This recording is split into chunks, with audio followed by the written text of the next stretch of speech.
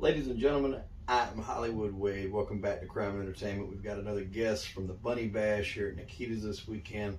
Top bill performer, Lana Mae. Lana, how are you? I'm doing so well. I'm happy to be here. This is my second time at Nikita's, so I'm happy to have them back. Yeah, I mean, I got to tell you, and I've said this with everybody I've interviewed, I caught the show last night. It was absolutely amazing. All of you guys, hats off to you, Shelby, for training and prepping these young girls to do what they did. I would have never thought that some of them last night, this was their first time performing. Yeah. Yes. Wow. It's great. Now, you have a lot of accomplishments up under your belt. You've been on FHM magazine, Covergirl. You've been on Playboy multiple times. Tell us a little bit about that. It's just been a really cool experience getting to accomplish some of these goals of mine. I was always really interested in working with companies like FHM and Playboy. And so getting the opportunity was, I was like over the moon. So I bet. yeah. And I think I talked with Shelby on our interview that we done. I think if you're in this industry and this is something that you're trying to do, to get that call to be on an FHM magazine or a Playboy magazine, it's got to be really surreal for you. I mean, what was it like getting that call and then, getting that magazine, seeing yourself on the cover? Was it a little crazy? How was that? Absolutely. I think that I was avoiding talking about it until it happened because it was so surreal to me. Yeah. So I wanted to make sure that, I had the magazines in my hand. Yeah, make sure nothing fell through. Now, how did you get into this industry to start with? I always like to ask people their backstory because everybody has a different path that they took in life to get them to where they're at. What kind of got you into this industry at the beginning, and then how did the steps you take to get where you are now? So in the beginning, I had started as a house dancer. I was just stripping at Alice Diamond Cabaret. It was just a historically renowned club in Reading, PA. And I got a cool opportunity to connect with features. I networked at the Exotic Dancer Expo, and then I started competing right away. So I compete in the Stripper Olympics in Louisiana, and I actually placed during my first competition. Wow. I got first place for the lap dance category and third place overall in the competition. And actually, I was invited back again this year, and I won a medal for best booty. All right. Now, it was when you first started. Did you do a lot of preparation, practice, or did you just kind of go in and had the confidence to just go off the rip? I think the confidence came with time, but it was mostly just training really hard, working on, making sure that I was physically fit and able, and practicing on the pole and everything. So I don't think people realize the discipline. I mean, you're very much an athlete. Absolutely. Yeah. Because this is, it is a sport. I didn't even realize it was a sport. Yeah. So it was lost on me, and I know a lot about a lot of this stuff. So that was a shock to me. So I think really the general public doesn't have an idea of what all it takes, what you guys do. Preparation, I'm sure gym time, dieting, practice, rehearsals, things like that. I mean, it's nothing short of amazing, and to see it all come together, especially like last night or one of these tournaments that you got, I think that would be very cool to go to. I'm going to try to go to one of them. Where was the Exotica at? The expo was the first one was in Miami. This last year was in Vegas. Okay. I did actually just perform at Exotica. Really? Yeah, my acro partner, Rob Lee, and we had done our acro duo show, and it was a big hit. They loved it. So That's we'll be the back guy again. that just lifted me up. Yeah. Okay. Yeah, we didn't get that on camera, but we do have footage of it. So you and Rob do an act together? Yes, we do an acro duo partner show. It's very fun. There's a little storyline, so yeah. It's a nice little plot. Well, he actually just lifted me up out there. I was a little skeptical about that. Yeah. He's got some leg power in there. Oh yeah. I'm not the lightest fellow there is, so he lifted me up no problem at all. So other than this, you also do, we were talking off camera, a little fetish work. Yeah. And this is a very new fetish for me that I've heard about. Tell us a little bit about this and how this come about. Like, I always find it weird, like how for something to become a fetish, somebody had to think of it. Mm-hmm. And then it had to become a thing, and other people like, oh, I want that, or I'm interested in that. Tell us how you got into that. So my dominatrix name is Honey. Mm-hmm. And I gained a lot of notoriety from working with an artist called Philly Femdom. He had a website on, I think it was Clips for Sale at one point, and our videos very quickly rose to #1. But we film content of head scissors, so it's a MMA move where the person's head is between the thighs. I apply a little bit of pressure and squeeze, and he'll either collapse or, fade into a nice little slumber. And that's something a lot of people want to have done there. Apparently. It's a very popular category. Wow, I'd never heard of that. I mean, obviously, there's foot fetishes and everything else, but I'd never heard of like a head scissor fetish. That's very odd. But it never ceases to amaze me the things that do it for certain people. Everybody has their own thing that does it for them. Some maybe a little bit more normal, some a little bit more abnormal. But I think that's the cool thing about being in this industry is there's always something for someone. Yeah. And nobody, I think if you're comfortable talking about it, no one feels judged or, ostracized. Everybody has their own thing. And I think we're doing things like this, trying to help destigmatize this whole industry. Yeah. It's not for everyone. Right. And that's okay. But the people that it is for, they flourish in it. Yeah. And, it can lead them to other things. And I can tell, talking with all you guys, everybody has a passion for what they're doing. You enjoy it. It also comes through on stage, comes through on the performance. Yeah. And that's just, it's an amazing thing to see. Tell everybody where they can go to follow you, any social media. Do you have a Instagram for the fetish thing as well? Or how do they find that? Is that kind of hidden, or where is that? I feel that the lines have been bleeding recently. At first I was trying to keep them separate. Right. But with the internet, it's kind of hard to organize things like that. So I have OnlyFans, it's Lana Mae XXX, and I also have Instagram, Lana Mae Whereabouts, and people have just been finding me through those platforms.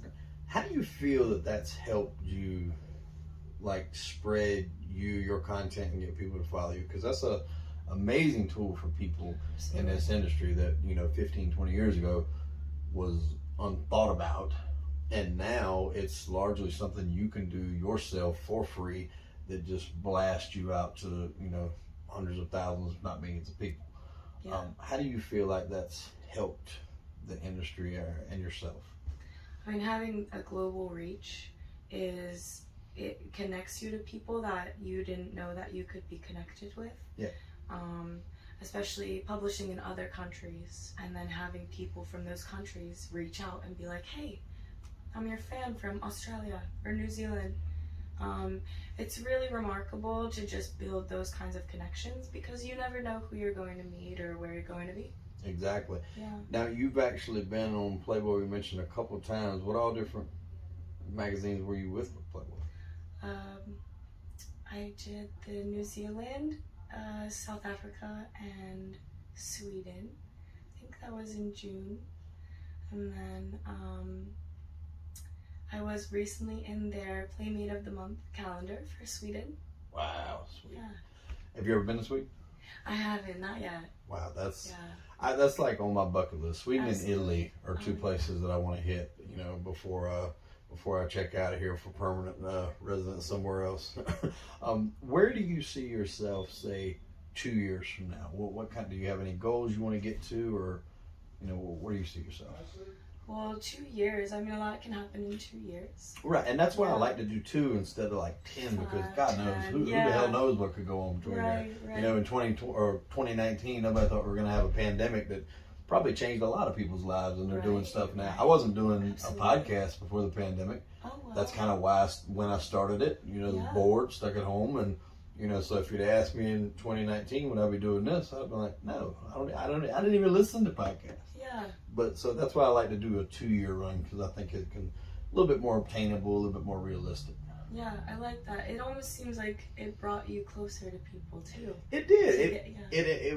I circumvented what was going on. Yeah. You weren't able to talk to people, or you weren't supposed to. Right. Yeah, don't go out to clubs, don't do this, don't do that. But I'm a very social person. Yeah. And I love talking to people. I love having conversations about all kind of stuff, movies, TV, crime, true crime, everything across the board. So it allowed me to be able to talk to very different people from all walks of life, and then in turn entertain other people. Absolutely. By putting it on platforms like audio and Spotify and Apple and then YouTube. So it was a win-win for somebody like me. Yeah. Where do you see yourself here in 2 years? Well, in a personal goal, Mm-hmm. I hope to fill up some more of this real estate. Yeah. Yeah, some more travels too. Sprinkle those in there. Mm-hmm. In my professional goals, this year, going into 2023, I will be attending the first ever Academy of Cabaret. So I'm thrilled to just be a part of that experience, and I'm really excited to share a lot of content with that. Just moving into Vegas and what it's going to be like getting to work with some of the world's renowned performers and train with the best. So I'm hoping from there my touring will just continue to flourish. I'll be able to reach out to new cities and new places, and maybe add in a couple more shows. Yeah, for sure. Do you enjoy traveling? I'm assuming you have to doing something like that, seeing new places and meeting new people. And again, that's, like we said earlier, that's not for everybody. Right. But for people that it is for, it's perfect. Because, yeah. It's a constant move, and every place is, you might be doing similar stuff, but every place is new. You meet new people, and you never know when that connection will be made, that networking deal might be made, somebody see, and it just takes you to the whole next step of whatever you want to, get into. And that's, I love that sort of thing, and it seems like you do too. And a lot of the girls here have that same, drive and ambition. Now, one question before we get out of here, you said filling up some real estate. Do you have a specific tattoo artist, or are you not locked into one? I'm not locked in. I do have, I have loyalty, to my artists. And I've said this before, that's a relationship. Absolutely. Because, you have to trust they're putting something on your body that's going to be there forever, and especially someone in your case is going to be on magazines. It's not just like, well, I have to see it when I'm, alone or whatever. The world's going to see it. So, especially in your case, that's a big trust factor that they're going to do what you want, what exactly you have in your mind that you want to go there. Right. Have you ever had any bad experiences with tattoos? Somebody not put exactly how you wanted, or not get what your vision was? My first tattoo was crooked because it was my first tattoo. I think everybody's first tattoo is bad. I still love it. I love the sentiment. I love what it meant to me and what it did for me. And it inspired a lot of, my other artwork. So it was a blessing, but it was definitely not at the time. Did you get it covered up? It's not covered. I added to it. Okay, so to blend it in, The first tattoo I ever got, I covered up. And it was supposed to be, a lot of people knew me coming up as Chip. It was a nickname. And so it was supposed, I don't know why I got it. Tattoos were outlawed in South Carolina for a long time. This was before you could get them.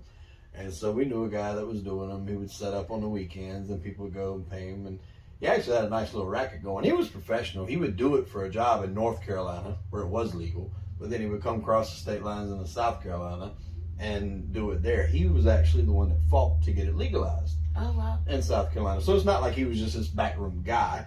But, I really didn't know what I wanted on me at that point. It was just like, I want one. Yeah. And so I picked a Chinese C to go like right here.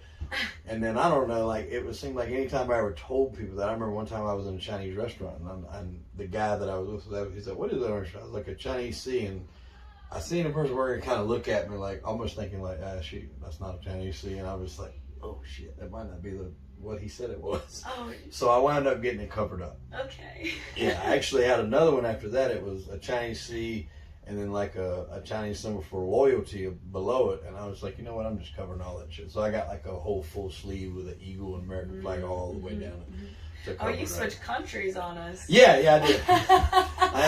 I was like, I'm not 100% sure. I'm just gonna go sweep the rug there.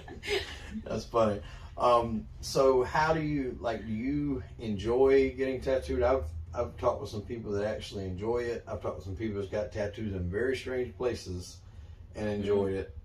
I've never really, I can't say that I've enjoyed getting a tattoo. I love the look of it. Yeah. But I'm not a big lover of pain. What is? I think that there is something cathartic about getting tattooed. It's like my therapy. Yeah. I will say though that like I'm a big crybaby, so I'll cry through the pain. What's the worst one you ever had? My armpit. Yeah. Yeah, definitely.